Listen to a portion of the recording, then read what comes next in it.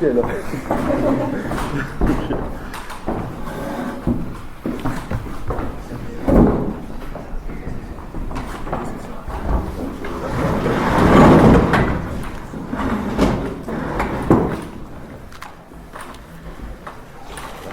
On m'entend comme ça, oui.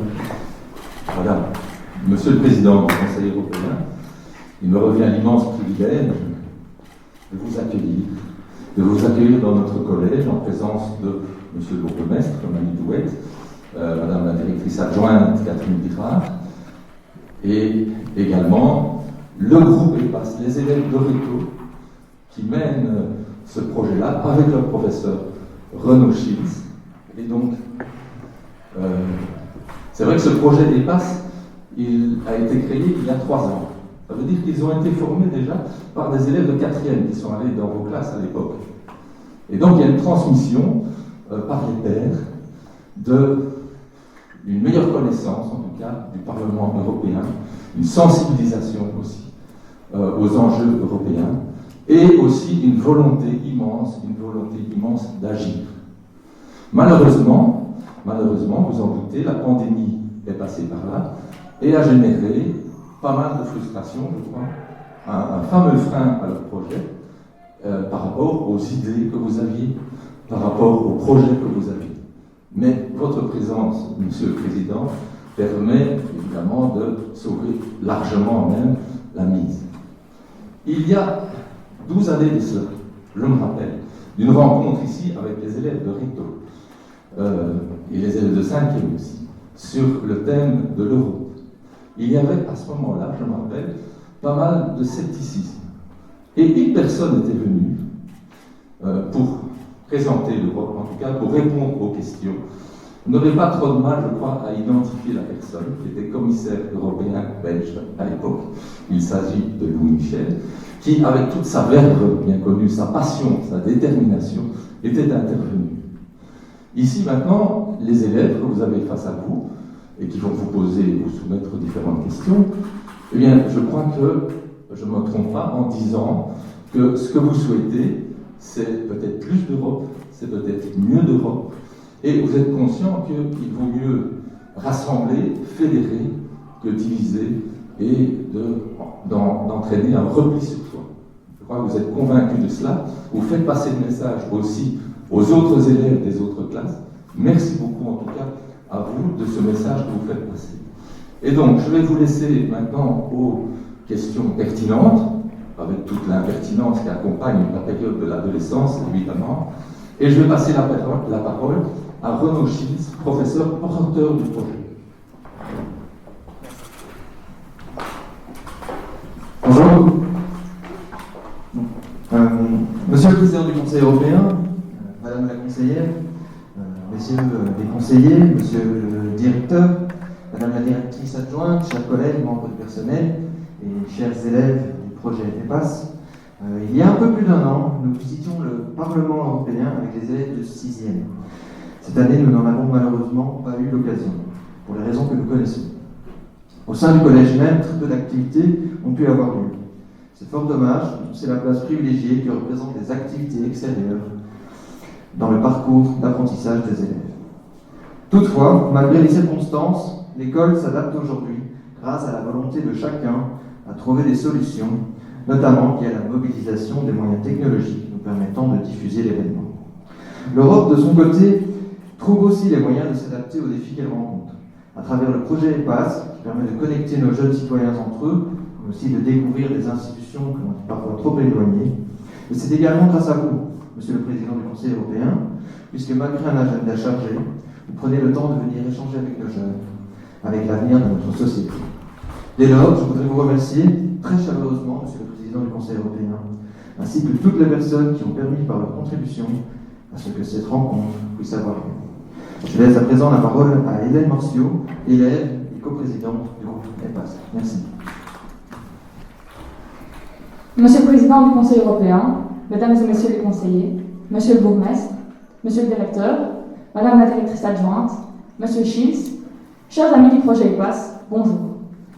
Tout d'abord, nous tenions nous aussi à vous remercier de votre venue. C'est vraiment un honneur de vous avoir parmi nous aujourd'hui. Permettez-nous de nous présenter. Thibaut et moi-même, Hélène, nous sommes 2 jeunes de Réto du collège Sainte-Croix et Notre-Dame de Halleux et coprésidents du groupe EPAS pour notre école. Ce projet est encadré par notre professeur de géographie, M. Schills. Le groupe est composé de 17 jeunes, tous motivés à véhiculer les valeurs de l'Union européenne. Il nous semble en effet super important de faire connaître l'Union européenne aux futurs adultes et citoyens actifs de demain que nous sommes. Âgés de 17 ans, nous sommes donc les citoyens actifs de demain et il nous paraît essentiel de prendre part en toute connaissance de cause à notre futur rôle. Nous allons, durant cet entretien, aborder différents thèmes que nous avons pu préparer. Chaque groupe prendra la parole pour poser ses questions, mais avant tout, nous souhaiterions connaître un peu mieux certains détails de votre fonction. Premièrement, quelle est une journée type dans votre vie de président du Conseil européen quand vous ne dirigez pas un sommet ?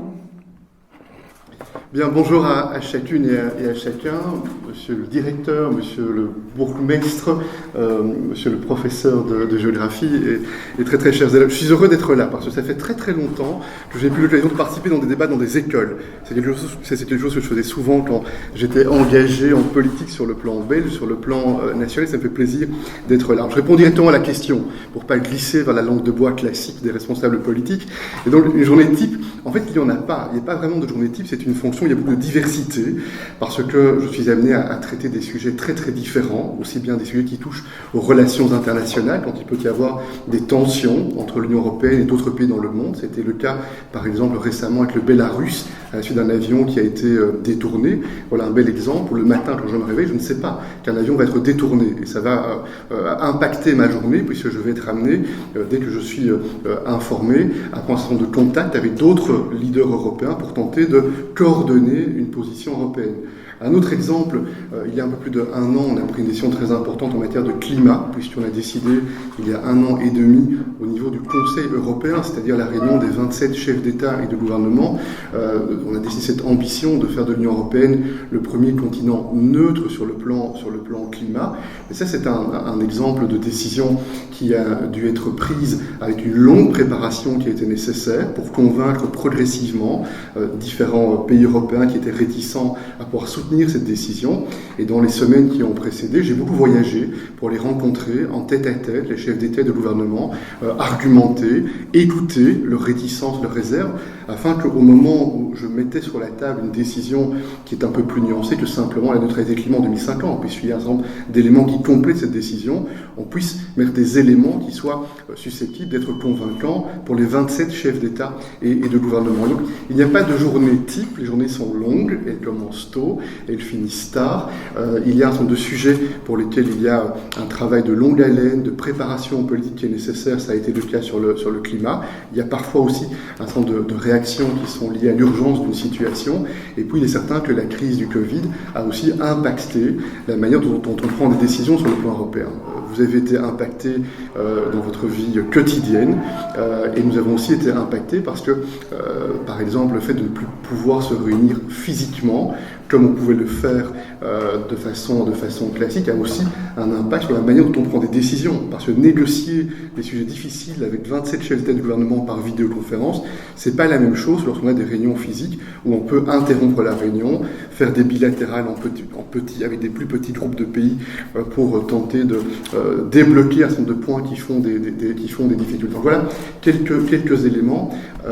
Les journées ne sont pas, les journées ne se ressemblent pas. Merci. Ensuite, les personnalités publiques disent souvent que l'inconvénient principal est le manque d'anonymat. Est-ce que vous partagez cet avis ? Le manque d'anonymat ? Oui. Oui, le fait d'être reconnu quand on... ça fait longtemps que je ne suis plus vraiment anonyme. Alors, avec le sourire, le masque a un peu changé la donne, puisque quand je suis avec ma famille dans un cadre plus privé, et quand on sort quelque part, le masque donne plus de discrétion. Mais il est vrai que le manque d'anonymat bouleverse la vie. Ça veut dire que quoi que vous fassiez, vous allez chez le boulanger, vous allez faire vos courses, faire du shopping, vous êtes reconnu. Mais dans l'immense majorité des cas, les gens sont extrêmement sympathiques, agréables, engagent la conversation. Et donc c'est quelque chose qui n'est pas lourd. Objectivement, je ne me plains pas de cette dimension-là. Ça a un impact, oui, mais pas un impact qui amène à ce que cela supposerait une complainte. Ça n'est pas le cas. Merci. Merci pour votre réponse. Enfin, depuis la création du poste de président du Conseil européen en 2009, c'est la deuxième fois sur 3 que le Conseil européen est présidé par un ancien Premier ministre belge. Est-ce une pure coïncidence ou y a-t-il un lien? Et est-ce que votre fonction de Premier ministre vous a-t-elle servi dans vos responsabilités européennes? Merci. Oui, est-ce que c'est une coïncidence? Ce n'est pas une réponse définitive. Il faudra plus de recul quand il y aura eu 10 ou 15 présidents du Conseil européen. On verra si la statistique se révèle confirmée. Ce qui est certain, c'est qu'il y a en Belgique un modèle politique qui est un modèle complexe. C'est un modèle proportionnel. Ça veut dire qu'on doit composer des gouvernements avec différents partis politiques, néerlandophones, francophones, avec différentes idéologies, plus de gauche, plus de droite, qui sont représentées autour de la table. Et donc, pour faire fonctionner ce pays, qui est un pays passionnant, merveilleux, fabuleux, mais complexe, pour faire fonctionner ce pays, il faut de la créativité, il faut de l'innovation, parce que au départ, on a chaque fois, après des élections en Belgique, des tendances contradictoires, mais qui reflètent le vote au suffrage universel. Ce sont les votes exprimés par les électeurs qui amènent à ce qu'il y ait des tendances contradictoires qu'il faut tenter de conjuguer, de faire coïncider pour faire en sorte qu'un gouvernement et une majorité stable puissent fonctionner. Et donc c'est vrai que quand on est engagé en politique en Belgique, quand on a cette expérience de la politique belge, on a une expérience qui, je dirais, favorise cette capacité de créativité et de sens du compromis. Et pas un compromis qui abaisse la décision, mais un compromis qui rend la décision plus solide, plus robuste, plus soutenue aussi. Parce que s'il y a un compromis, ça veut dire que des groupes au départ différents acceptent de soutenir la même décision et la même orientation. Donc sans doute qu'il y a une tradition en lien avec le système politique belge qui amène effectivement plus de facilité et plus de capacité de flexibilité quand on est engagé sur le plan européen. En Europe, c'est pareil, il y a 27 gouvernements, chaque chef d'État de gouvernement, il est responsable devant son propre Parlement national, parfois avec des systèmes majoritaires, comme c'est le cas en France par exemple, parfois des systèmes proportionnels, comme c'est le cas en Belgique ou aux Pays-Bas ou dans d'autres pays européens. Merci pour votre réponse. Je vais maintenant céder la parole à Flora qui a d'autres questions à vous poser. Merci. Bonjour Monsieur le Président, je m'appelle Flora. Tout d'abord, merci d'être venu. Nous aurions 2 questions à vous poser.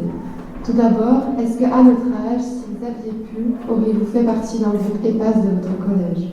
Oui, moi ça m'aurait beaucoup plu parce que j'ai eu cette expérience européenne un peu plus tard que vous, quelques mois plus tard que vous, parce que après avoir, ou quelques années plus tard, plus exactement, après avoir terminé à la fin de mon parcours universitaire, la dernière année, j'ai pu participer au projet Erasmus, que vous connaissez sûrement et dont on parle beaucoup, qui est un projet extraordinaire puisque ça m'a donné l'occasion, alors que j'étudiais le droit à l'ULB, à Bruxelles, de passer ma dernière année aux Pays-Bas, à Amsterdam, et donc d'étudier là-bas pendant une année scolaire.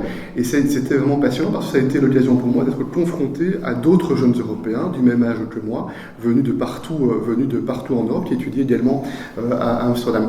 Et ça m'a beaucoup touché, je veux dire pourquoi. Parce que quand j'étais plus jeune, quand j'étais enfant, adolescent, mon grand-père, qui habitait à Incourt, pas tellement loin d'ici, et je passais à peu près tous mes week-ends, était encore très, marqué par la Deuxième Guerre mondiale, très marqué par la Deuxième Guerre mondiale, et par ce moment dans l'histoire de l'Europe où les pays se sont fait la guerre de manière absolument abominable, absolument tragique. Et donc il y avait chez mon grand-père, en tout cas, encore cette espèce de sentiment un peu de dureté vis-à-vis de l'Allemagne, qui avait été en guerre contre nos pays.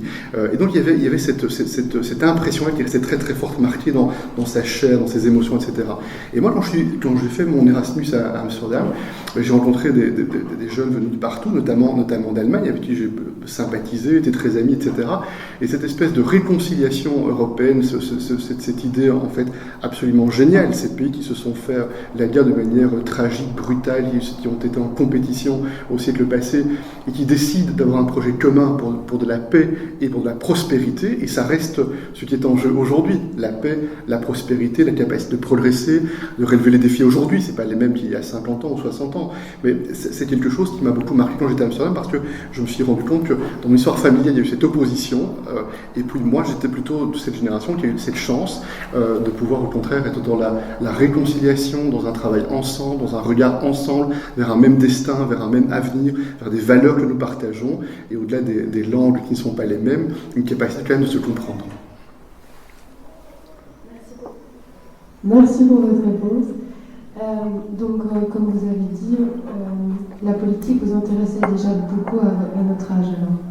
Oui, mais c'est vrai qu'il est exact que je suis dans un environnement familial où mon père étant engagé en politique, j'étais peut-être plus sensible à l'actualité, au débat, et plus naturellement tourné vers cette tentation politique.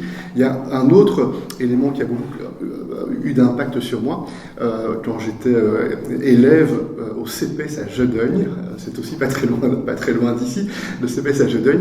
J'ai eu un professeur de latin et de grec, ce Jean Lamotte, qui m'a beaucoup marqué parce que c'est quelqu'un qui stimulait tout le temps le débat avec ses élèves, qui faisait réagir sur l'actualité. Et c'est quelqu'un qui a contribué vraiment à construire une espèce de mental, d'esprit critique, mais quand je dis esprit critique, c'est au sens positif du terme, c'est-à-dire la capacité de réfléchir à des situations, de s'interroger si moi j'ai dû prendre une décision, comment j'aurais fait la balance entre les avantages et les inconvénients, aussi le plaisir intellectuel de l'argumentation, avoir une idée, il peut réfléchir à la manière d'argumenter pour défendre son idée, pour défendre son opinion, respecter cette idée de l'autre, cette notion de dialectique aussi, cette idée que dans un débat, il y a au départ deux thèses qui s'affrontent, et puis c'est le débat, l'écoute active mutuelle qui permet de surmonter les différences pour avoir cette capacité peut-être de se rejoindre sur un certain nombre de sujets.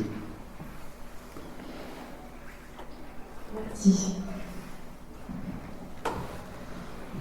Bonjour Monsieur le Président, je m'appelle Ayrton et je vais vous poser la prochaine question sur l'environnement du coup. Lors des négociations que vous avez menées pour le sommet européen de 2019 sur la neutralité carbone pour 2050, la Pologne ne s'est pas alignée sur le délai d'une neutralité carbone pour 2050. Dès lors, est-ce qu'il y aurait l'appellation d'une UE à deux vitesses? Quelles conséquences environnementales cela va procurer? Et vis-à-vis de la crédibilité de l'UE, on sait que l'une des causes de ce refus est la perte d'emploi des travailleurs des mines. Est-ce la seule raison? Que compte faire l'UE? Essayer de trouver une solution au problème ou appliquer une sanction? C'est une question intéressante parce qu'elle montre probablement cet esprit belge dans la capacité à prendre des décisions. Je me souviens que quand on a mené cette négociation sur la neutralité climat, qui est à mon avis une des grandes décisions de l'histoire européenne. Je pense qu'il y a eu quelques très grandes décisions dans l'histoire européenne, certainement. Mais celle-là sera vue, je le pense vraiment, dans 10 ans, dans 15 ans, comme une des décisions essentielles du projet européen. Et ça, c'était une négociation extrêmement difficile parce que quelques mois auparavant, avant que nous prenions cette décision, quelques mois auparavant, on avait un sommet européen. Je n'étais pas encore président du Conseil européen, j'étais Premier ministre belge à l'époque, et seulement 7 à 8 pays, entre 7 et 8 pays européens étaient en faveur de la neutralité climat en 2050. Ça veut dire qu'il y avait autour d'une vingtaine de pays européens qui étaient, à ce moment-là, 7 ou 8 mois auparavant, opposés à cette ambition de neutralité climat. C'est intéressant parce que ça montre comment des processus peuvent, à un moment donné, accélérer des changements d'orientation et accélérer des tournants. C'est un premier point. 2, quand on a mené cette négociation, c'était en fait un tour de force de réussir à ce qu'on ait tous les pays, avec la Pologne, je vais y revenir, qui était réservé. Et je ne voulais pas tout perdre, parce que le risque était qu'on ne prenne aucune décision. Moi, je voulais acter que 26 pays sur les 27 étaient, dans ce momentum-là, engagés sur cette neutralité climat, redoutant, si on ne saisissait pas le moment politique, peut-être quelques mois plus tard, il y aurait eu des changements, des reculs, des résistances d'un plus grand nombre de pays. Premier point. Et puis surtout, je voulais m'assurer que la Pologne, si elle avait des réserves à ce moment-là, n'empêche pas l'Union européenne dans son ensemble de fixer cet objectif dans son ensemble. Et c'est ce que la Pologne a accepté. La Pologne a dit, nous ne voulons pas nous appliquer à nous-mêmes maintenant cette ambition pour 2050, mais on ne veut pas empêcher que l'Union européenne dans son ensemble fixe cette ambition-là. Ça, c'était un élément très important. C'est cet élément-là qui nous a permis de faire ce pas en avant. Et puis, ma conviction à ce moment-là, et je peux comprendre que tout le monde ne pouvait pas être aussi informé que moi je ne l'étais, puisque c'est moi qui avais eu les contacts avec le Premier ministre polonais depuis les semaines précédentes. Ma conviction, c'est que la Pologne avait besoin d'un peu plus de temps pour rejoindre l'objectif. Mais j'étais convaincu que dans les 6 mois ou 1 an au maximum, la Pologne rejoindrait l'objectif. Et c'est ce qui s'est passé. Maintenant, la Pologne a rejoint cet objectif et on est les 27 exactement sur la même ligne. On a entre-temps renforcé aussi l'objectif pour 2030. On a dit au moins 55% de réduction à l'horizon 2030. Et on est en pleine discussion pour l'instant. On a eu un débat la semaine passée au Conseil européen. On y reviendra après l'été. On est en pleine discussion maintenant sur les mesures que l'on va mettre en œuvre pour atteindre cette capacité ambitieuse pour 2030.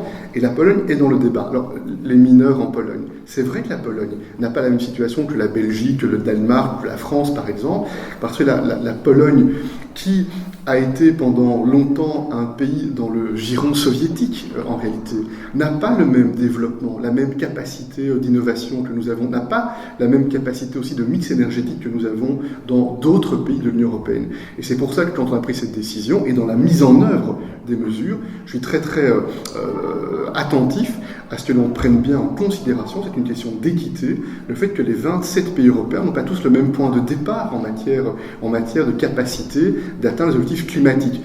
Parfois en raison de la géographie, parfois en raison de l'histoire du pays et du type de développement ou du type de mix énergétique dans le pays en question. Et c'est pour ça que l'on a mobilisé des moyens financiers sans précédent dans l'histoire de l'Europe pour faire cette transition climatique, c'est-à-dire mettre un élément de solidarité européenne, de redistribution des moyens pour qu'il y ait proportionnellement plus d'investissements soutenus par les contribuables européens dans leur ensemble, par 450 millions de contribuables européens, là où il y a un point de départ qui fait que atteindre l'objectif sera plus difficile que dans d'autres pays. Merci beaucoup pour votre réponse. Je vais passer le micro à mon homologue.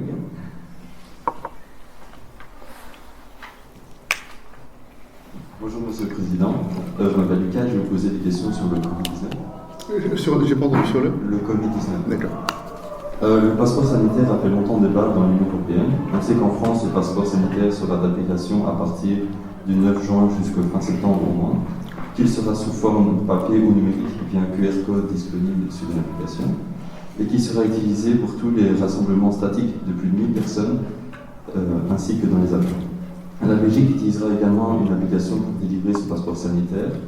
L'Union européenne propose quant à elle de son passeport sanitaire le certificat vert. Celui-ci ne risque-t-il pas de faire double emploi? Est-ce que le certificat vert sera uniquement d'application dans les pays de l'Union européenne ou vers les pays hors Union européenne? Quid des étrangers qui souhaitent se rendre dans l'Union européenne? Devront-ils demander un certificat vert ou devront-ils avoir le passeport sanitaire de chaque pays? Mais toutes les questions montrent bien la complexité du sujet. Et c'est ce sujet complexe que l'on doit tenter de régler avec 27 pays qui, au départ, n'ont pas le même point de vue.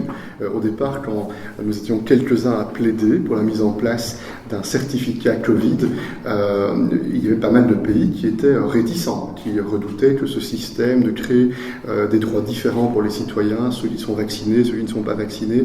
Donc c'est un sujet qui est difficile. Et il y a un peu de confusion autour de ce sujet-là, et je vais tenter de clarifier un certain nombre de points.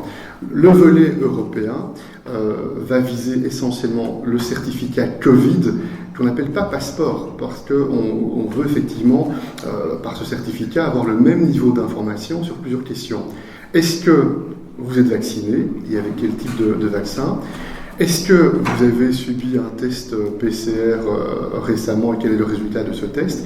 Et est-ce que vous avez une attestation selon laquelle vous avez eu le Covid et vous auriez encore, dans un délai tel, vous auriez encore des anticorps? Ce sont des informations qui sont partagées dans un système interopérable afin de garantir qu'il n'y a pas une espèce de base de données secrète qui aurait accès aux données individuelles des 450 millions de citoyens, parce qu'on veut trouver cet équilibre de l'efficacité grâce à la technologie digitale, mais respecter aussi les données personnelles, les données individuelles, la vie personnelle de chaque citoyen.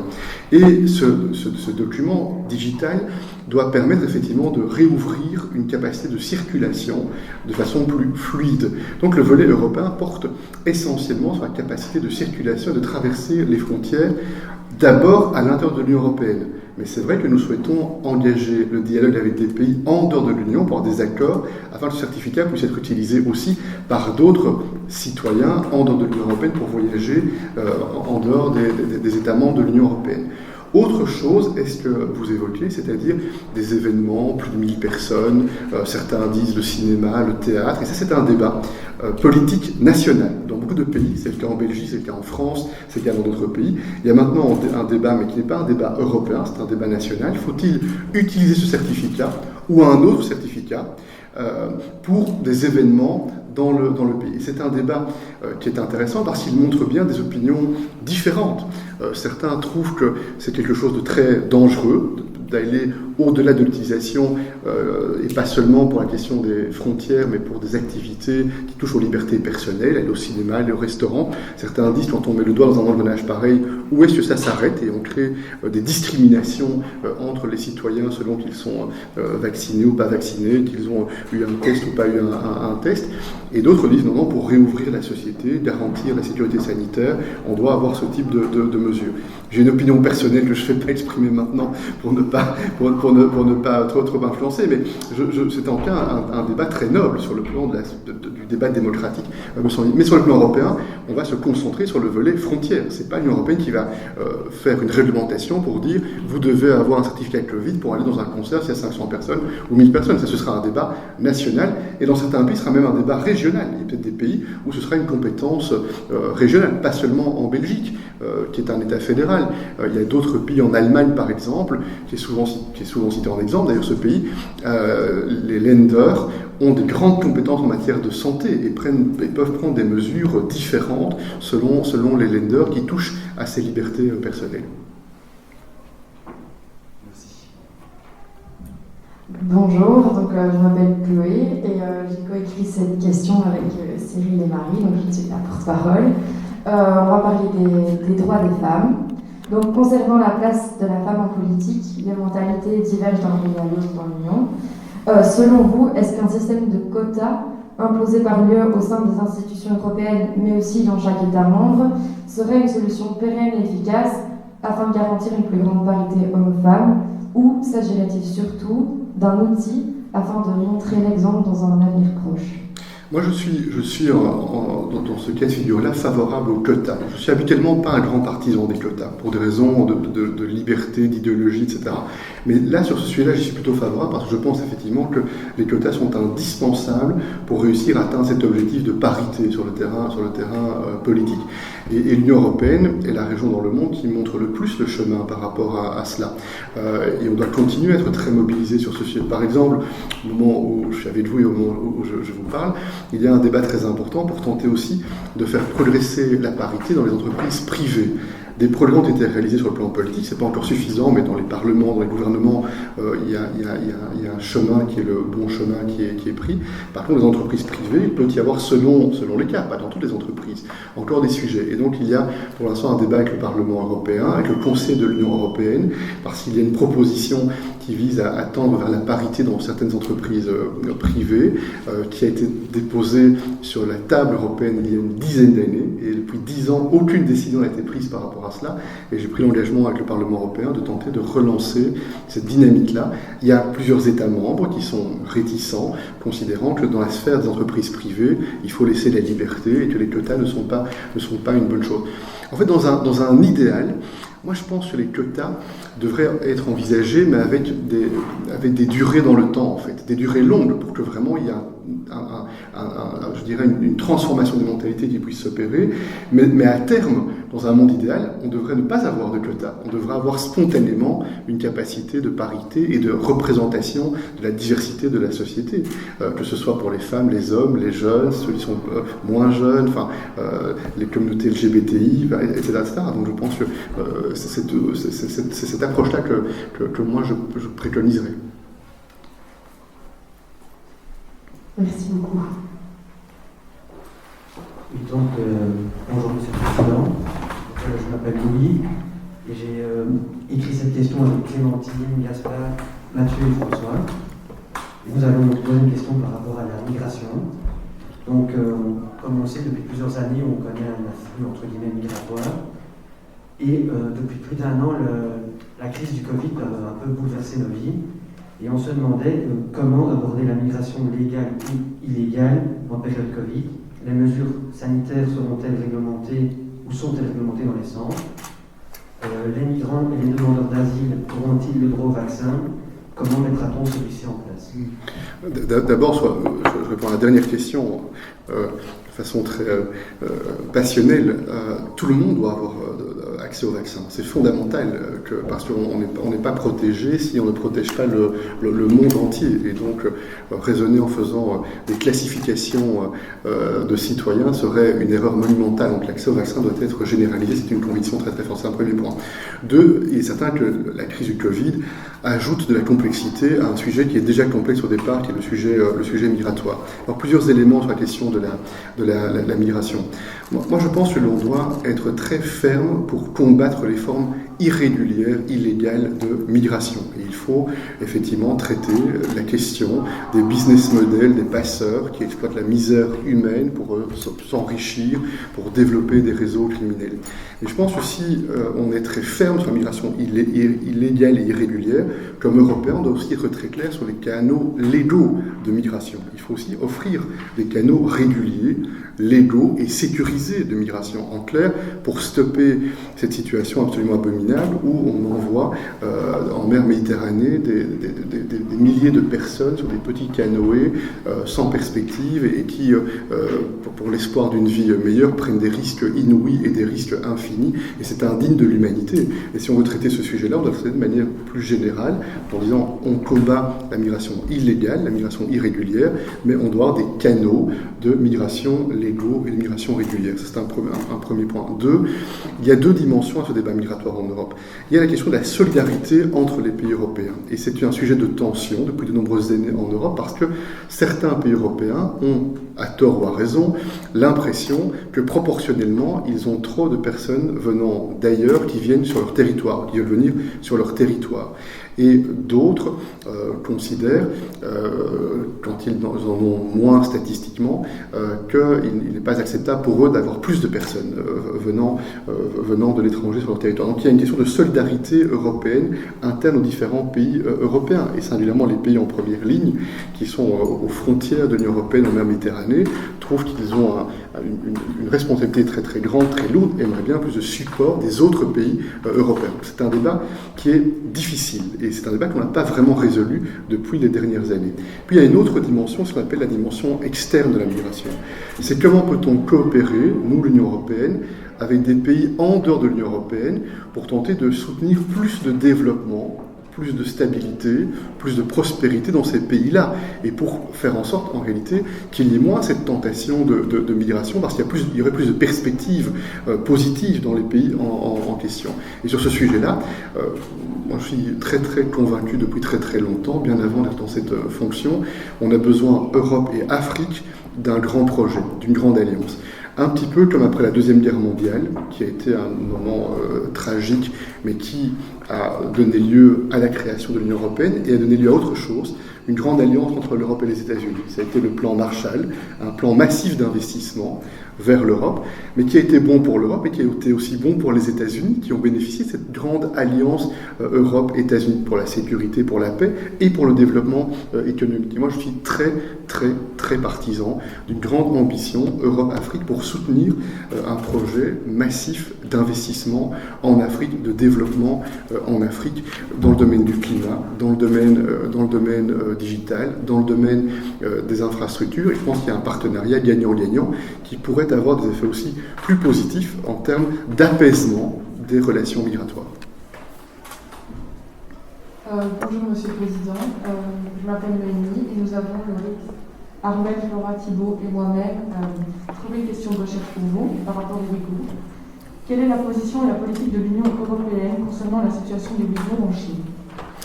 Nous avons mis en place l'année passée un mécanisme qui nous permet de sanctionner le pays lorsque nous considérons qu'il y a une infraction aux principes fondamentaux et notamment à la protection des droits de l'homme. Et c'est un régime de sanctions qui n'existait pas dans le passé, c'est un nouveau cadre qui permet de prendre des décisions en matière de sanctions. Et ce régime a été utilisé 2 fois en quelques mois. Une fois dans le cadre de la persécution d'Alexei Navalny en Russie, et il a été aussi utilisé vis-à-vis de la Chine, dans le cadre du traitement par l'autorité chinoise des Ouïghours. Donc nous sommes très déterminés à soutenir toutes les enquêtes possibles afin de faire la lumière très exacte sur le degré de gravité de la situation concernant les Ouïghours. Nous avons pris des décisions de sanctions, donc des officiels chinois, une entité chinoise également a fait l'objet de sanctions de la part des autorités européennes, et en réaction les Chinois ont pris des contre-mesures et ont pris des sanctions aussi envers des responsables européens. Donc c'est un sujet de tension avec la Chine, un sujet sérieux de tension avec la Chine. Et cette question qui est posée, elle ouvre un champ un peu plus large à mon avis. Et c'est un champ qui met le projet européen au défi. Parce que le projet européen, il est fondé sur ses valeurs de liberté personnelle, ses valeurs de dignité, ses valeurs d'état de droit, ses valeurs de démocratie qui sont essentielles pour nous les Européens. Et c'est des valeurs qui sont tellement essentielles que même en Europe, on réfléchit à comment on peut améliorer partout l'état de droit, la démocratie, les valeurs fondamentales. Et il y a des débats, vous le savez bien, dans certains pays européens, avec des préoccupations exprimées par les sociétés civiles, par des parlementaires européens, sur l'indépendance de la justice, sur la liberté de la presse, la liberté des médias. Donc on doit effectivement faire notre travail aussi en Europe pour essayer de faire progresser en ces valeurs. Mais nous sommes confrontés, l'Union européenne, les grandes démocraties dans le monde, à des régimes autoritaires. C'est le cas de la Chine, qui n'ont pas les mêmes valeurs que nous, qui ne sont pas les mêmes modèles politiques que nous, qui ne se fondent pas sur les principes d'élections légitimes, qui donnent de la légitimité à des parlements, à des gouvernements pour prendre des décisions qui concernent l'intérêt général. Et on voit bien, surtout ces dernières années, que ces régimes autoritaires, d'ailleurs souvent, sont d'anciens régimes communistes. J'observe que c'est la Russie, c'est la Chine. Ces régimes autoritaires, qu'est-ce qu'ils font? Ils développent de nouvelles formes d'instruments pour tester les régimes démocratiques, pour tester nos valeurs fondamentales, pour tester nos démocraties, pour tester l'état de droit. C'est ce qui s'est passé au Bélarus, si vous avez suivi cette situation avec cet avion qui a été détourné par un pays, ce qui est une situation absolument choquante et inadmissible. C'est une manière de voir comment nous réagissons, nous les démocraties, sur ces sujets-là. Et sur la Chine, il y a 3 points qui me semblent importants. 1, on doit être très très ferme sur nos principes fondamentaux, les valeurs, l'état de droit, les Ouïghours, la situation à Hong Kong aussi, où il y a des difficultés, des tensions en lien avec la situation à Hong Kong par exemple. Mais on doit aussi, et c'est ça qui est difficile, engager avec la Chine sur les grands sujets globaux de ce monde, le changement climatique. Si on est tous convaincus que l'on doit maintenant, pas demain, maintenant prendre des décisions pour faire reculer cette menace climatique, on peut être très vertueux en Europe, on peut même réussir à convaincre les États-Unis d'être plus vertueux que ce qu'ils n'étaient quand c'était Donald Trump qui dirigeait ce pays. Mais si la Chine n'est pas engagée, compte tenu de ses capacités industrielles aussi, sur une ambition climatique, ça ne fonctionnera pas. Donc on doit être en dialogue avec la Chine, par exemple, sur la question climatique. Sur le Covid aussi, quand on fait face à une pandémie mondiale, on doit aussi voir comment on coopère avec la Chine sur un sujet tel que celui-là si on veut éradiquer cette pandémie mondiale. Et puis il y a un 3e sujet avec la Chine, c'est la question des échanges économiques qui ne sont pas équitables, qui ne sont pas équilibrés aujourd'hui. Pourquoi? Parce que nous, Européens, on a eu tendance ces dernières années, parce qu'on a une vision du monde fondée sur la liberté, à ouvrir assez largement nos marchés. Donc on a 450 millions de citoyens, ils sont aussi des consommateurs, c'est une puissance économique, et on a permis assez aisément à des entreprises venues d'ailleurs de faire des affaires en Europe. Mais sans que l'on s'assure que ces entreprises aient les mêmes standards en termes de protection sociale, en termes d'environnement, par exemple, que les standards que l'on impose à nos entreprises. Et comme ces entreprises venues d'ailleurs n'ont pas les mêmes standards, elles sont avantagées en réalité par rapport à nos entreprises qui, elles, ont des charges liées à l'impact social, à l'impact environnemental qui doit être pris en considération. Et c'est pour ça qu'il y a un des grands sujets dans le libre-échange international. Moi, je suis en faveur du libre-échange.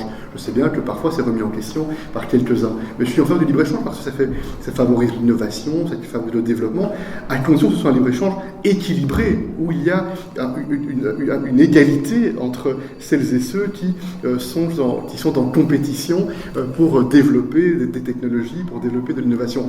Et le défaut actuel, c'est dans trois domaines, il n'y a pas suffisamment de caractère équitable dans les échanges internationaux. Et c'est ça que l'on doit ramener, à mon avis, sur le terrain économique. Donc voilà, au départ des Ouïghours, je fais un cadre un peu plus large. Nous sommes testés par des régimes autoritaires et on doit être ferme pour défendre nos valeurs fondamentales et promouvoir nos valeurs fondamentales.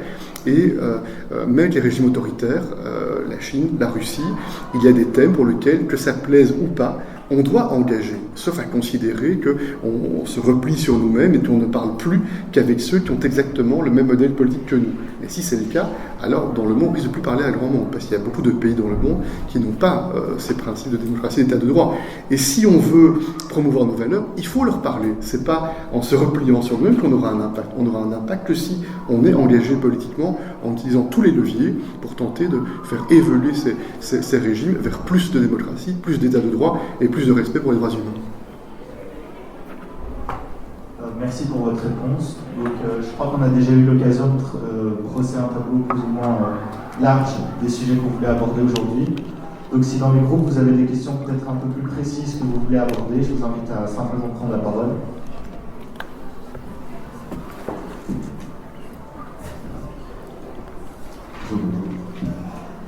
Durant le premier trimestre 2021, la Belgique avait ses frontières fermées pour les voyages non essentiels, ce qui a valu à la Belgique ainsi qu'à la France des reproches de la Commission disant qu'il ne prenait pas en compte la situation épidémiologique des différentes régions d'où proviennent les voyageurs. Dû à cette pression, la Belgique a ouvert ses frontières pour les voyages non essentiels depuis le 19 mai. Ne pensez-vous pas que la décision d'ouvrir les frontières ou fermées afin de limiter la propagation de l'épidémie doit appartenir au pays et non à l'Union européenne? Comment trouver un équilibre entre freiner la circulation du virus et garder un principe même de l'Union européenne, celui de libre circulation des personnes entre les pays membres? Oui, mais c'est vrai que cette situation que vous décrivez, elle reflète parfaitement la contradiction dans laquelle nous sommes trouvés, les leaders européens, quand on a fait face à cette pandémie. Moi, je me souviens parfaitement, quand on a eu la première réunion au niveau chef d'État et de gouvernement, c'était en mars l'année passée, on a immédiatement compris qu'on n'avait pas encore de vaccin à ce moment-là, on n'avait pas la certitude de bien mesurer quelles étaient les thérapies qui étaient les plus efficaces pour guérir du Covid-19. On avait en fait très peu d'instruments à notre disposition. Et le premier instrument que l'on avait à notre disposition, c'était freiner la propagation du virus par la limitation des contacts sociaux et des déplacements qui n'étaient pas essentiels. Et je sais très bien qu'au mois de mars, tout le point d'équilibre était le suivant, c'est de dire, d'une part, il faut limiter les déplacements non essentiels, mais en même temps, on est tellement dépendants les uns des autres en Europe pour nos chaînes d'approvisionnement, pour les matières premières, pour les aliments, pour tout ce qui est vital, qu'on doit permettre que circule le transport de biens, de marchandises en Europe. Et je pense qu'au tout début, ça n'a pas été simple, parce que certains pays européens ont pris des mesures immédiates de restriction aux frontières qui empêchaient tous les déplacements, y compris des déplacements essentiels, d'où la notion de déplacement essentiel et déplacement non essentiel. Alors ça, c'est un débat sans fin. Qu'est-ce qui est exactement essentiel et qu'est-ce qui n'est pas essentiel? Il n'y a pas une réponse définitive par rapport à ça, et chacun peut avoir des opinions un peu différentes sur le périmètre exact de qu'est-ce qui est essentiel, qu'est-ce qui n'est pas essentiel. Et donc effectivement, cette orientation qui a été prise tout au long de la crise du Covid, réduire les déplacements, réduire la capacité de traverser les frontières, était indispensable pour réduire la propagation du virus, pour protéger au maximum nos hôpitaux quand ils étaient sous pression maximale, notamment les services de soins intensifs. Et en même temps, cette décision-là, elle est totalement contraire à l'ADN du projet européen, qui est fondé sur la liberté de déplacement et la liberté de circulation. Et toute l'histoire du Covid a été une histoire de contradiction entre nos valeurs fondamentales de liberté, la liberté de rencontrer qui vous voulez, la liberté d'aller au cinéma, d'aller au théâtre, de faire du sport, de jouer au football, de jouer au basket, de faire de la danse, ces libertés qui sont intrinsèques aux citoyens et aux projets européens, à cet ADN européen, et puis cette pandémie qui nous met à l'épreuve, parce que pour sauver des vies, on devait restreindre considérablement nos libertés. Et ça a été j'ai envie de dire, ça a été à certains moments une torture intellectuelle pour les leaders, parce qu'on devait prendre des décisions contre la nature même du projet européen, parce que l'enjeu de vie de beaucoup de citoyens était en question, était en cause. Et cette décision belge que vous mentionnez plus exactement, elle s'inscrivait dans le cadre suivant. Une recommandation avait été décidée, proposée par la Commission, décidée par les États membres, y compris par la Belgique. Et puis la Belgique avait validé la recommandation, et donc qui recommandait de ne pas interdire les voyages non essentiels, peut-être de ne pas les recommander, mais de ne pas les interdire. Finalement, la Belgique ne l'a pas appliqué, cette recommandation, que pourtant la Belgique avait soutenue au départ. Et moi, je ne reproche pas ça à la Belgique, parce qu'il y avait à ce moment-là une pression très très forte qui faisait que tout devait être mis en œuvre pour tenter de limiter les risques de propagation du virus. Et pendant plusieurs semaines, effectivement, la Commission européenne a reproché à la Belgique de s'être mis dans cette position, et puis la Belgique a finalement corrigé sa position ici récemment. Maintenant, l'enjeu des prochaines semaines, c'est voir comment on peut progressivement réouvrir nos sociétés, retrouver nos libertés de façon prudente. Et mon impression, c'est dans tous les pays européens, dans les 27 pays européens, l'ambiance, c'est l'optimisme prudent, l'optimisme vigilant. On veut progressivement réouvrir, mais on veut essayer, alors qu'on est peut-être dans la dernière ligne droite avant la fin de la pandémie, croisons les doigts, il n'y a pas de certitude absolue par rapport à cela, on veut éviter de trébucher avant la ligne d'arrivée, et donc de ne pas prendre des décisions qui, en étant trop hâtives, nous feraient perdre tous les sacrifices collectifs qui ont été accomplis partout en Europe depuis de nombreux mois maintenant. Merci. Bonjour monsieur. Bonjour monsieur le Président. Pour revenir au sujet de la migration, on a une sous-question par rapport à la vaccination. Est-ce que ce serait le premier pays européen d'arrivée des migrants qui se chargerait lui-même de la vaccination, ou c'est le pays où la demande d'asile est acceptée qui prendrait en charge la vaccination des migrants? Dans mon esprit, on doit être pratique. Et au plus on a maintenant des personnes qui sont vaccinées, parce qu'on a quand même réussi à accélérer les processus de vaccination, ils vont encore s'accélérer dans les prochaines semaines, au plus on va se trouver en situation où chaque pays qui a ses propres règles de priorité dans la vaccination pourra vacciner selon la catégorie d'âge, c'est bien souvent le critère qui a été utilisé, les personnes qui sont sur leur sol en prenant en compte la catégorie d'âge. Donc ça c'est la suggestion que moi je ferai aux différents pays. Mais la plupart des pays européens de première ligne ont pris la décision d'appliquer exactement les mêmes critères pour les migrants que pour les citoyens européens, ce qui est une décision, de mon point de vue, de bon sens. C'est ce qu'il faut faire. Il n'y a pas le moindre doute de mon point de vue.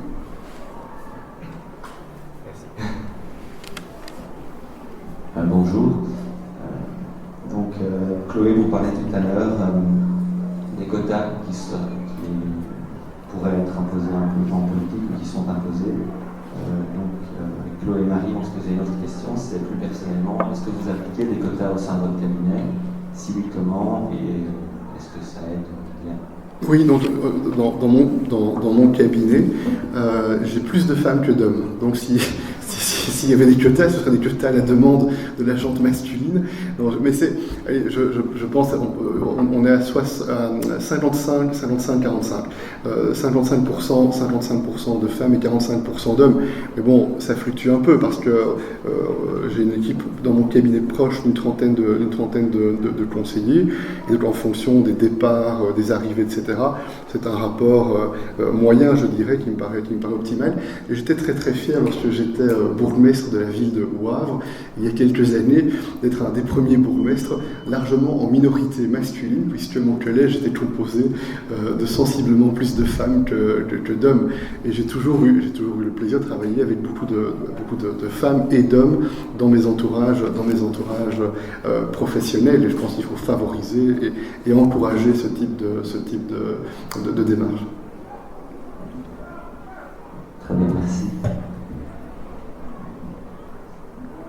Monsieur le Président, pour en revenir à la question des Ouïghours, que compte faire l'Union européenne si la situation n'évolue pas dans le sens voulu et quelle est votre opinion en tant que président du Conseil européen sur ce sujet? Moi, je pense qu'on doit être extrêmement ferme sur les sujets qui touchent à la dignité des êtres humains. Et quand il y a des situations aussi graves d'infraction aux droits fondamentaux, aux droits humains, l'Union européenne ne peut pas baisser les yeux, on ne peut pas être silencieux. Et d'ailleurs, le projet européen a démarré après une tragédie au siècle passé absolument atroce. C'était la négation même de l'humanité, la Deuxième Guerre mondiale et la Shoah. Et au départ de cette tragédie, il y a eu cette capacité de quelques leaders politiques, quelques années plus tard, de lancer ce projet commun, ce projet européen, qui d'ailleurs a d'abord été fondé sur la question de l'énergie, puisque c'était d'abord une association autour du charbon et de l'acier. Alors c'était les matières énergétiques de l'époque, c'est heureusement plus le cas, ou de moins en moins le cas maintenant, espérons-le en tout cas, mais c'est ça qui a été le fondement du projet européen, avec cette conviction que ces atrocités ne pouvaient plus jamais se reproduire. Donc il y a bien un projet politique qui doit être aux avant-postes en termes de fermeté pour protéger les valeurs universelles de dignité, quel que soit notre lieu de naissance, quel que soit notre sexe, quelles soient nos orientations philosophiques, politiques, sexuelles, on a des droits et des devoirs qui sont égaux. C'est ça, cette idée des valeurs universelles que nous voulons promouvoir et que nous voulons défendre. Et donc nous devons être très engagés, comme nous le sommes, dans toutes les enceintes multilatérales, les enceintes internationales, pour demander des enquêtes indépendantes, des enquêtes internationales. Lorsque, par exemple, j'ai eu à plusieurs reprises des sommets virtuels avec le président chinois, systématiquement, nous avons argumenté fortement, clairement, pour faire la lumière sur la manière dont les Ouïghours étaient traités, pour avoir l'accès pour des enquêteurs indépendants afin de vérifier un certain nombre d'informations qui sont communiquées. Et comme je l'ai indiqué, des sanctions ont été décidées dans le cadre d'un nouveau mécanisme qui a été mis en place. C'est un mécanisme de sanctions qui a été décidé précisément pour que l'on ait un levier quand on constate qu'il y a des infractions très graves aux droits humains et aux droits fondamentaux.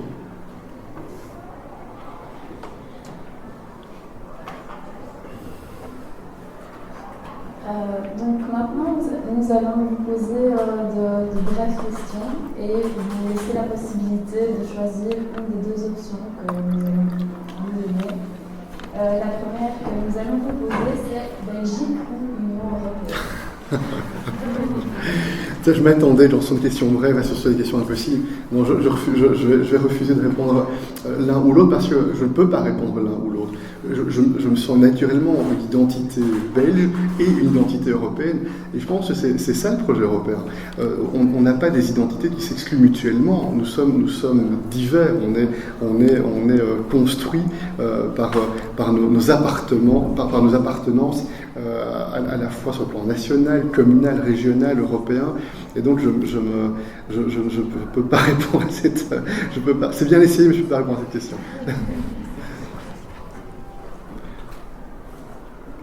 Alors peut-être pour modifier simplement la question, préférez-vous votre poste actuel de président du Conseil européen à celui de Premier ministre belge ? Je voudrais jouer le jeu. Franchement, j'aime bien jouer le jeu, dire oui ou non. Mais là vous posez des questions tout à fait impossibles, et donc bien pertinentes et impertinentes. Mais non, il y a des points communs et des points de différence. Donc dans les deux cas, on est dans l'action politique, dans l'action démocratique et dans l'action au service des autres. Ce sont des fonctions de service. Premier ministre ou président du Conseil européen, on est au service d'une population en Belgique ou en Europe. Il y a beaucoup de points communs, il y a des points différents également. Et certains, dans la position européenne, j'échappe davantage à des querelles institutionnelles belges, comme il peut y en avoir beaucoup en Belgique. Donc cette dimension-là, elle est différente. Mais j'ai eu beaucoup de satisfaction dans ma fonction de Premier ministre, et j'ai avec une très très grande motivation, parce que durant ces quelques années difficiles, on a beaucoup travaillé, quand j'étais Premier ministre en Belgique, pour essayer de rendre le pays plus solide sur le plan économique, en créant 200 000 emplois, ce qui était clé, parce que c'est la clé de la solidarité. Au plus il y a des emplois, au plus on a des capacités pour financer les pensions, les soins de santé, les services à la collectivité, l'enseignement, les infrastructures. Donc cette question économique était centrale Et dans cette crise du Covid qui nous frappe, heureusement, on a créé dans les années précédentes 200 000 emplois supplémentaires parce qu'on a besoin de plus de robustesse dans un moment où il y a un choc économique et la conséquence du Covid, en espérant qu'on puisse retrouver vite de la vitalité économique. Et sur le plan européen, vous l'avez compris, je suis très très passionné par cette idée que l'on doit essayer de faire travailler ensemble pour un projet commun 27 pays avec 27 chefs d'État et de gouvernement qui tous ont la légitimité de représenter leur pays, mais tous sont sous la pression de leur Parlement national, de leurs journalistes, de leur presse, de leurs opinions, qui ont des attentes. Et tous, quand ils viennent à Bruxelles pour des réunions ou quand ils ont des vidéoconférences, après on leur demande dans leur pays quelles sont les décisions qui ont été prises et qui sont bonnes ou pas bonnes pour leur propre pays. Et donc c'est un travail qui est à la fois passionnant, difficile, avec deux dimensions en permanence. À la fois le projet, la substance, sur la migration, le climat, le développement économique, quelles sont les décisions que l'on veut prendre. Et puis il y a une autre dimension que j'aime bien, c'est la dimension un peu plus tactique. Comment peut-on réussir à utiliser les arguments, à parfois se rendre compte, maintenant c'est trop tôt, ça ne fonctionnera pas, il faut être un peu patient, il faut laisser mûrir un peu les idées, peut-être que dans quelques mois on pourra prendre une décision, mais si je veux forcer maintenant, je risque de commettre une erreur et peut-être qu'on perdra la possibilité avant longtemps de pouvoir de nouveau décider, peut-être que parfois il faut un peu temporiser, donc cette dimension-là est aussi une dimension intellectuellement très passionnante. Quelle différence y a-t-il dans votre vie avant votre arrivée à l'Union européenne? Il y a peu de différence dans ma vie personnelle. Dans la vie personnelle, il y a peu de différence. Dans les deux cas, ce sont des fonctions qui sont très prenantes et c'est des fonctions où il n'y a pas vraiment de congé ou de position. On doit toujours être en veille, toujours être susceptible de réagir en lien avec l'actualité internationale. En Belgique, lorsque j'étais Premier ministre, nous avons été confrontés à ces attentats terroristes qui ont été une tragédie, un drame qui nous ont ébranlés. Donc pendant une bonne partie de mon mandat, la question sécuritaire a été une question difficile, très angoissante aussi, parce qu'il y avait cette pression terroriste qui n'a pas disparu, mais la pression est un peu moins forte pour le moment, touchons du bois, qu'elle ne l'a été il y a quelques temps. Donc c'était pour moi une grande obsession, une grande préoccupation, et ça veut dire que comme Premier ministre, vous n'êtes jamais en situation de pouvoir couper votre téléphone. Vous devez toujours être en situation, où que vous soyez, quoi que vous fassiez. Si je fête l'anniversaire de ma fille avec ma famille, je ne peux pas me dire pendant 2 heures ou pendant 3 heures, j'ai pas de téléphone. Je dois toujours être en situation de pouvoir réagir parce que la responsabilité impose de pouvoir agir en cas de nécessité. Et sur le plan européen, c'est la même chose. S'il y a quelque chose qui se passe dans le monde, je dois pouvoir réagir vite pour essayer d'exprimer une position européenne, de m'assurer le plus possible que l'Union européenne puisse parler d'une seule voix. Et quand on parle d'une seule voix, quand on est uni, on a plus d'impact. Quand on n'est pas uni, on a moins d'impact. On est moins pris en considération, on est moins pris au sérieux chaque fois que l'on est divisé. Et une bonne partie de ma responsabilité, c'est d'essayer que l'on soit le moins possible divisé et le plus possible rassemblé autour de positions communes. Mais en termes de vie personnelle, il n'y a pas de changements très fondamentaux. Qu'est-ce qui vous manque le plus, du coup, par rapport à votre vie d'avant? Il y a pas, je ne peux pas parler de manque, mais ce qui est certain, c'est que je parle plutôt de ma vie avant d'être Premier ministre, parce que comme les deux fonctions ont beaucoup de similitudes, il y a peut-être la grande différence, c'est l'impossibilité d'avoir des moments de vraie insouciance. Donc, avant d'être Premier ministre en Belgique, je pouvais avoir un dimanche après-midi ou un week-end où je pouvais prendre un peu de distance et être vraiment déconnecté de ma responsabilité. Mais que ce soit comme Premier ministre ou comme président du Conseil européen, cette déconnexion-là n'est pas possible. On ne peut pas imaginer qu'une grave crise se passe qui suppose une réaction européenne et que j'explique que je suis pendant 3 jours en week-end et que donc il faudra attendre 3 jours avant que l'Union européenne réagisse. Donc cette insouciance-là est peut-être l'élément qui est différent par rapport à la vie d'avant. Pour revenir sur l'environnement, plutôt arrêter les pesticides ou interdire le nucléaire? Je ne pense pas que l'on doit opposer, on ne doit pas opposer, on doit faire nos devoirs dans les différents sujets. Sur le nucléaire, je serais un peu plus nuancé, parce que c'est un débat passionnel, la question nucléaire, tout à fait passionnel. Mais sur la question du mix énergétique, je suis totalement convaincu qu'on ne peut pas, en une fois, en claquant dans les doigts, passer d'un modèle énergétique à un autre modèle énergétique. On a besoin d'une transition, on a besoin de temps, on a besoin d'une transition crédible, rapide, mais réaliste. Et c'est en cela que certains pays sont plus dépendants du nucléaire que d'autres. Et si on veut simplement en une fois dire on se passe des réacteurs nucléaires, on crée des difficultés en termes d'impact économique, on crée des difficultés en termes d'émissions de carbone également. Et donc, il est vrai que l'idéal est d'aller vers l'énergie renouvelable. Mais on ne réussira pas ça juste en claquant dans les doigts en une fois. On réussira ça en fixant des programmes crédibles, avec des timings crédibles, avec des paquets d'investissements crédibles qui vont nous permettre de basculer vers un autre modèle énergétique. Et probablement le nucléaire et le gaz aussi, pourtant c'est des ressources naturelles, sont des énergies dont on aura besoin pendant cette transition. Pendant la transition, on ne pourra pas se passer d'un peu de gaz et d'un peu de nucléaire. Et je pense que ceux qui font croire autre chose que ça ne disent pas la réalité. Alors moi j'ai une question un peu plus sur votre parcours personnel. Quelle est la chose, le projet auquel vous avez participé, ou que vous avez pu mettre en place au cours de votre carrière, dont vous êtes le plus fier ou qui vous a le plus marqué? Oui, il y a, je dirais, deux choses. La première chose, c'est en Belgique comme Premier ministre, ce sont les 200 000 emplois qui ont été créés quand j'ai été Premier ministre. Ça, pour moi, c'était une obsession. Je pensais effectivement que si on veut rendre ce pays plus solide, plus robuste, on a besoin de plus de capacités économiques, parce que c'est la clé, je l'ai dit tout à l'heure, pour garantir un pays qui puisse assumer ses responsabilités, préparer l'avenir, innover, améliorer les infrastructures. On a besoin de plus d'emplois, donc de plus de personnes au travail et moins de personnes au chômage.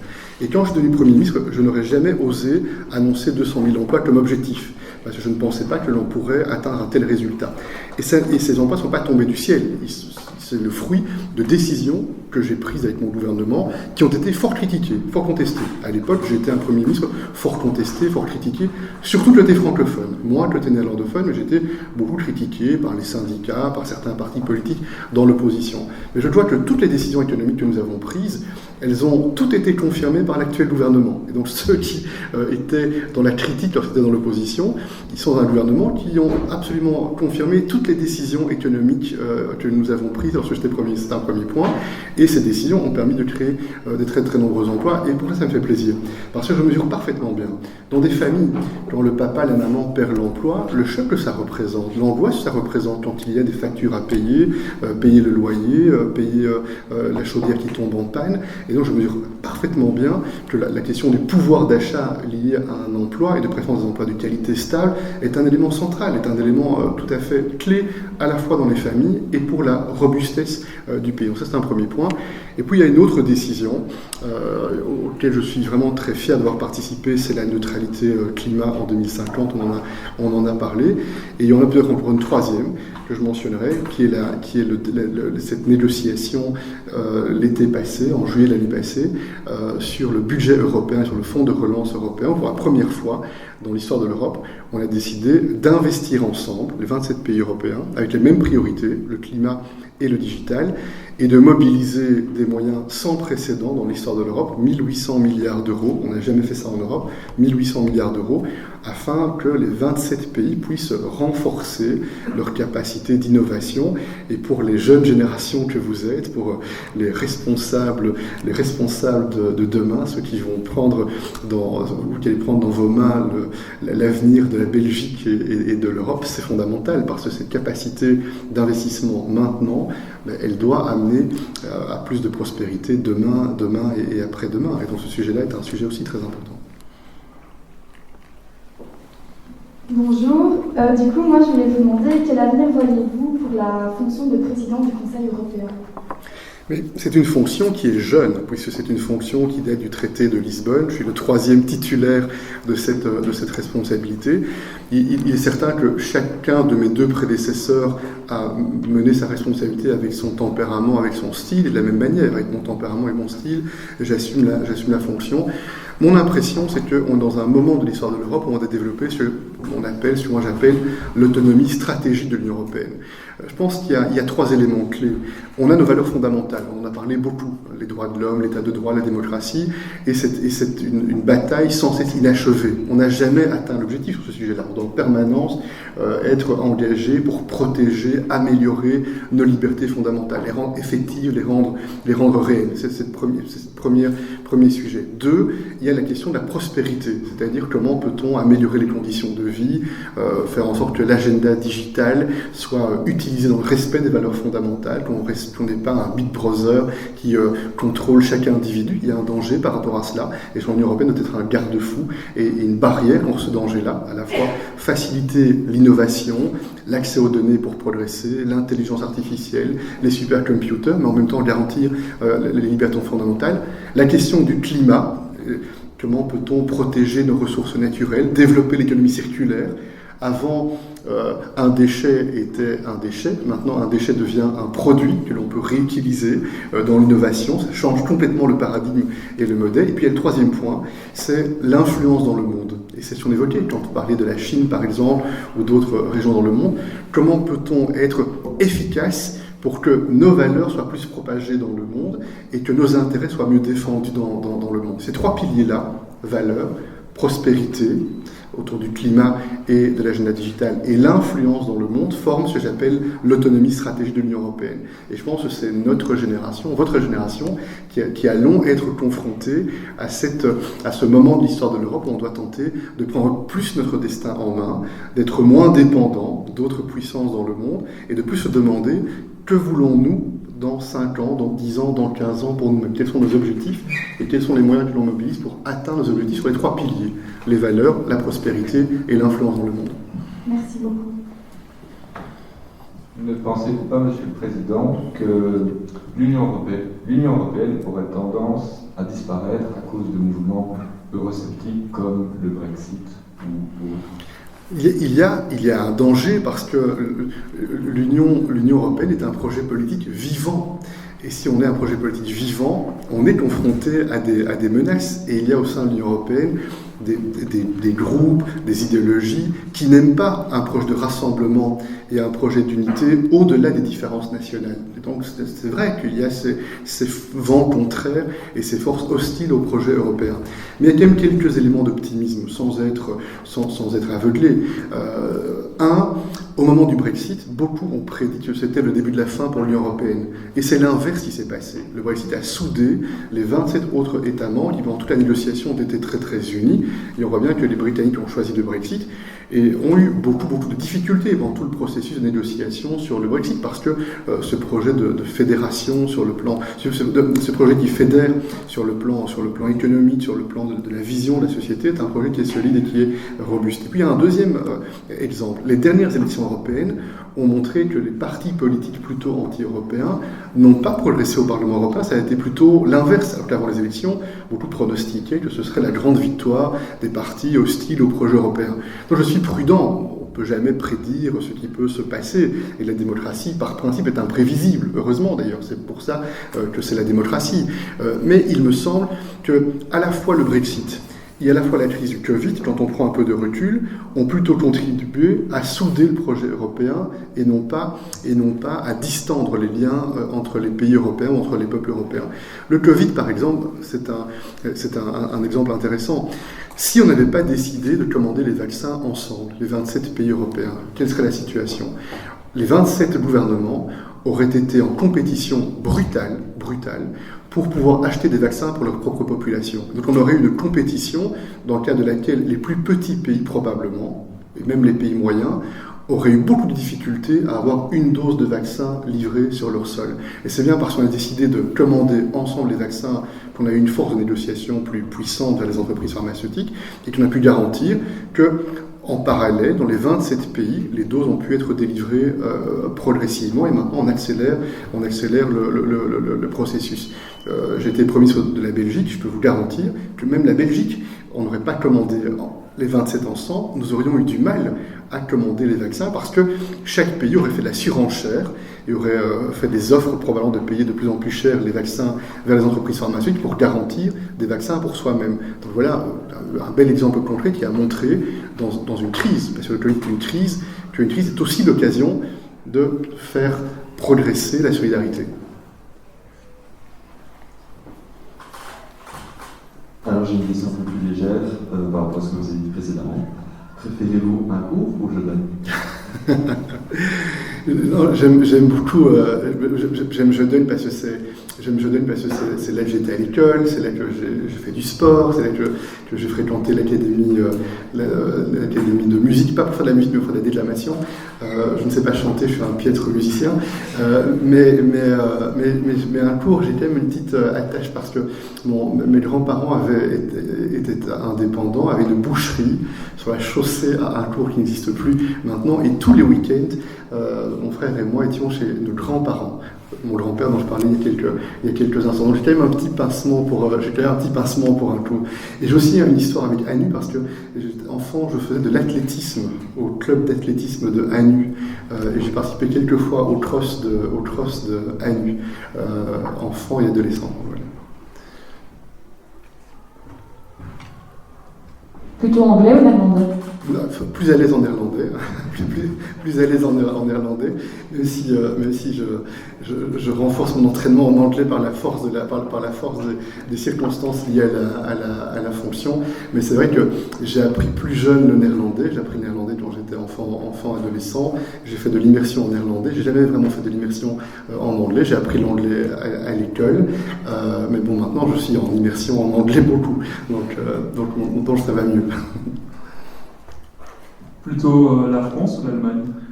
Je connais mieux la France, parce que comme belge francophone, je suis plus tourné vers le débat politique français, vers la culture française, mais j'ai beaucoup découvert l'Allemagne ces derniers temps, ces dernières années, et c'est un pays qui gagne à être découvert.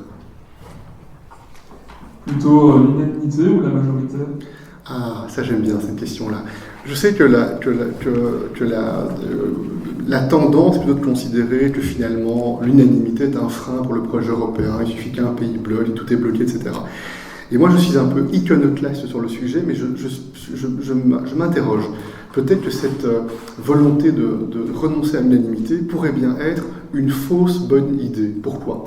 Parce que si on décide de renoncer à cette ambition de l'unanimité, alors le risque, c'est que l'on soit souvent divisé. Parce qu'on se dira finalement, même si on n'est pas tous d'accord, on peut quand même avancer. Et le risque, c'est que l'on crée une grande frustration. Parce que s'il y a des pays qui ont le sentiment qu'ils ne sont jamais pris en considération, alors on va effectivement créer l'impression que finalement appartenir à ce projet commun ne donne pas une capacité d'influencer la décision commune. Donc moi, je réfléchirais à 2 fois, à 3 fois, à 4 fois, avant de renoncer à l'unanimité. Alors l'unanimité, c'est difficile, ça demande beaucoup d'énergie, beaucoup d'efforts, beaucoup de patience, beaucoup de ténacité, je suis bien placé pour vous en parler, mais une fois qu'on a une position unanime, on est fort. Une fois qu'on a une position unanime, on est robuste, on a un impact dans le monde. Si on renonce à l'unanimité sur certains sujets, notamment les sujets internationaux, je crains que ça puisse être compris ou observé avec un peu de recul comme une fausse bonne idée. Donc moi, je ne suis pas un grand partisan, et je suis minoritaire quand je dis ça. Parce que si vous rencontrez beaucoup de parlementaires européens, des commissaires européens, des responsables politiques, des responsables de think tanks européens, beaucoup vont vous dire l'unanimité, il faut renoncer à ça. Moi, je suis moins enthousiaste à renoncer à l'unanimité trop rapidement. Et plutôt Bruxelles ou Strasbourg? J'ai étudié à Bruxelles, je travaille à Bruxelles depuis de nombreuses années, donc mon bassin de vie est plus Bruxelles, mais il est certain que cet ancrage à Strasbourg a aussi une dimension historique dans le cadre de ce projet européen, et c'est un débat régulier au Parlement européen, cette question des deux sites parlementaires. Bruxelles évidemment, et la Belgique, nous sommes le pays hôte de l'Union européenne et d'autres organisations internationales, comme l'OTAN, par exemple, et mon cœur bat en Belgique, mon cœur bat à Bruxelles, mais je reconnais la signification hautement symbolique qui est très, très forte aussi de Strasbourg et du rôle de Strasbourg dans les institutions européennes. Alors, plutôt Star Wars ou Harry Potter?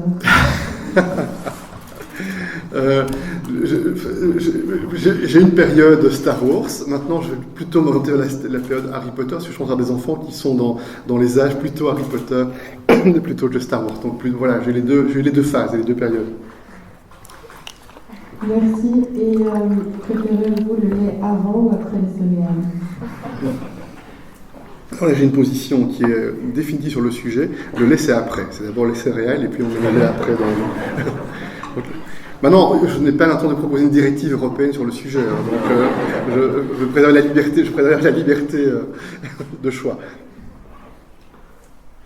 Donc, je pense qu'on arrive tout doucement vers la fin. Peut-être si quelqu'un a une dernière question à poser, qu'on clôture là-dessus.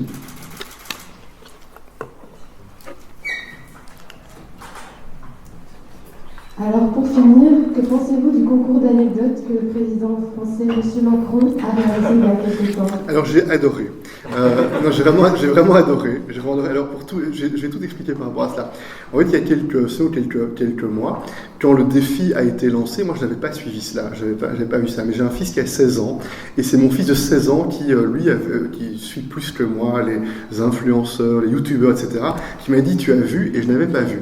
Et donc j'en ai parlé avec Emmanuel Macron, en disant que c'était mon fils qui m'avait expliqué, etc. Donc il m'avait dit qu'effectivement il tiendrait parole et qu'il relèverait le défi si le nombre de vues était bien dépassé, ce qui a été le cas, etc. Et donc j'ai vu cette vidéo la semaine passée, j'étais fan, je trouvais ça vraiment très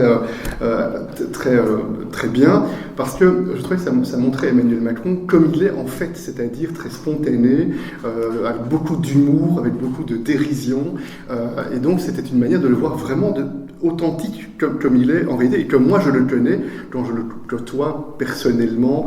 Et j'étais avec lui, Emmanuel Macron, pas avec les youtubeurs, j'étais avec Emmanuel Macron dimanche soir, donc j'ai dîné avec lui dimanche soir, et donc on a pu en reparler, et je peux dire que je trouvais que c'était très bien. Et vous avez trouvé ça comment, vous?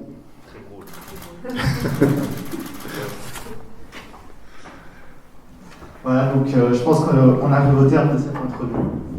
Ça a été une rencontre qui, je crois, a été enrichissante pour tout le monde. Ça nous a permis, à nous, jeunes membres du Membrepas et aussi jeunes Belges, de nous positionner pour la première fois peut-être en tant que jeunes Européens. On a pu aborder des sujets qui nous interpellent, comme la question des Ouïghours ou la situation des migrants, mais aussi des sujets qui font partie de notre quotidien, comme le droit des femmes, l'environnement ou encore le coronavirus. Je tiens à saluer les institutions européennes à l'origine de ce projet, qui permettent à des jeunes comme nous, dans toute l'Union, de se questionner sur leur place qu'ils ont en tant que jeunes et futurs adultes dans ces institutions européennes, mais aussi sur leur fonctionnement qui n'est pas toujours connu à notre âge. Merci au président du Conseil européen, M. Charles Michel, de nous avoir honorés de sa venue et de sa bonne humeur pour répondre à nos questions. Merci à tous ces conseillers qui ont rendu cette entrevue possible.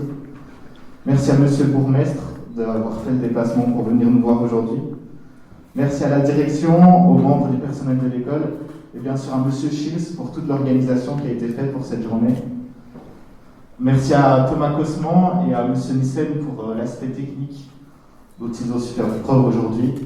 Et enfin, merci à tous les membres du projet pour leur bonne humeur et leur implication.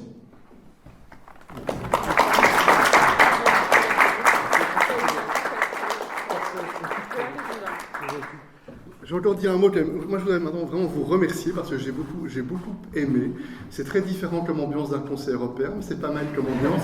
Et vraiment, je vous félicite parce que à la fois vos questions, votre énergie, votre vitalité, elle me rend optimiste pour l'avenir de l'Europe. Merci à vous en tout cas.